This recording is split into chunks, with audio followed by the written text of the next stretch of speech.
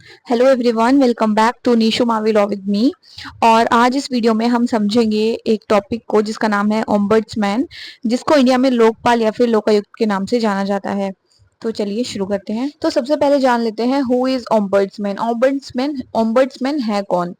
An ombudsman is an official usually appointed by the government who investigates complaints lodged by the private citizens against business, financial institutions और government departments. तो क्या कह रहा है, ombudsman एक official है जिसको यूजुअली गवर्नमेंट अपॉइंट करती है और मेनली वो उन मैटर्स में डील करता है जो कंप्लेन प्राइवेट सिटीजन फाइल कराते हैं किसी भी बिजनेसमैन या फिर किसी फाइनेंशियल इंस्टीट्यूशन, गवर्नमेंट डिपार्टमेंट या किसी भी अदर पब्लिक एंटिटीज के against and attempt to resolve the conflict और कंसर्न्स रेज। और वो ओम्बड्समैन का क्या काम होता है, उसका यही काम होता है कि जो भी कन्फ्लिक्ट रेज हुए हैं उनका रिजोल्यूशन हो जाए, इधर बाय मीडिएशन और बाय मेकिंग रिकमेंडेशन। वो किसी भी तरह हो सकता है, या तो वो मीडिएशन की तरह काम कर सकता है या फिर वो अपनी कोई रिकमेंडेशंस दे सकता है उस मैटर में।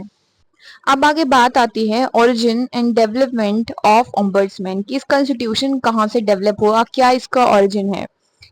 The institution of ombudsman system was originated in Sweden in 1809। तो इसका स्वीडन में इसका ओरिजिनेशन हुआ 1809 में। Was designed to protect the rights of citizens against the abuses of powers by public officials।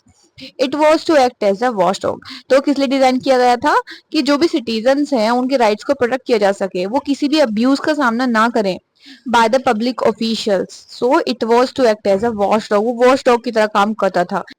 Ombudsman in India, अगर हम India के context में बात करें, जो ऑम्बड्समैन है उसको लोकपाल या फिर लोकायुक्त के नाम से जाना जाता है। An Administrative Reform Commission (ARC) was set up on 5th January in 1966 under the chairmanship of Morarji Desai. It recommended a two-tier machinery, that is Lokpal at the center and Lokayukt each at the state level, to redress the people grievances। तो एक administrative reform commission setup की गई थी 1966 में, जिसके जो chairman थे he was Morarji Desai. और इस जो कमीशन है इसे रिकमेंड किया था कि जो ऑम्बड्समैन है इंडिया में वो दो लेवल पर होना चाहिए, एक तो लोकपाल और एक Lokayukta. Lokpal at the central level and Lokayukta at the state level. The central government introduced the first Lokpal bill, Lokpal and Lokayukt Bill in 1968, and further legislation was introduced in 2005. Final bill after all the amendments has been passed on 17th December 2013 and passed in Lok Sabha on 18 December 2013। अगर हम लोकपाल और लोकायुक्त के बारे में देखें तो Lokpal is synonymous to the institution of ombudsman. तो लोकपाल जो है वो बिल्कुल ऑम्बड्समैन की तरह ही है। थो appointed by the legislature he is an independent functionary. हालांकि इसको लेजिस्लेचर अपॉइंट करती है लेकिन फिर भी ये एक इंडिपेंडेंट फंक्शन ही माना जाता है कि ये खुद से अपना कोई काम करता है, ये किसी के ऊपर भी डिपेंड नहीं है और ना ही इसके ऊपर किसी भी गवर्नमेंट के अदर इंस्टीट्यूशन का कोई प्रेशर है। Independent of all the three organs of the state but reports to the legislature. लेकिन इसका एक काम होता है कि जो लेजिस्लेचर है उसको इसको रिपोर्ट करते रहना होता है।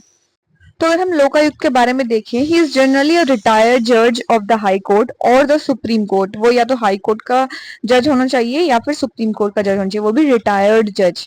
He is normally appointed for a 5 years term on the basis of a joint decision involving the chief minister. तो वो जनरली 5 year के लिए अपॉइंट किया जाता है और वो भी एक जॉइंट डिसीजन होता है जिसमें चीफ मिनिस्टर भी इंक्लूड होते हैं।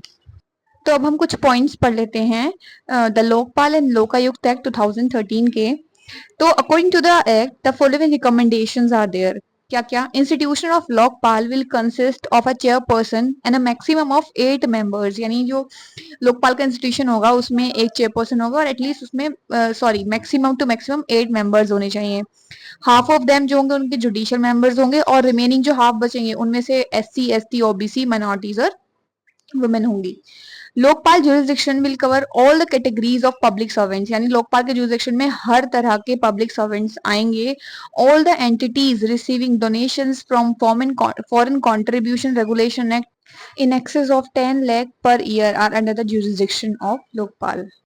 तो आज के लेक्चर में बस इतना ही। आई होप कि आपको लेक्चर समझ में आया हो। अगर आपको वीडियो पसंद आई हो तो आप वीडियो को लाइक करें, शेयर करें एंड चैनल को सब्सक्राइब करें। Thank you so much.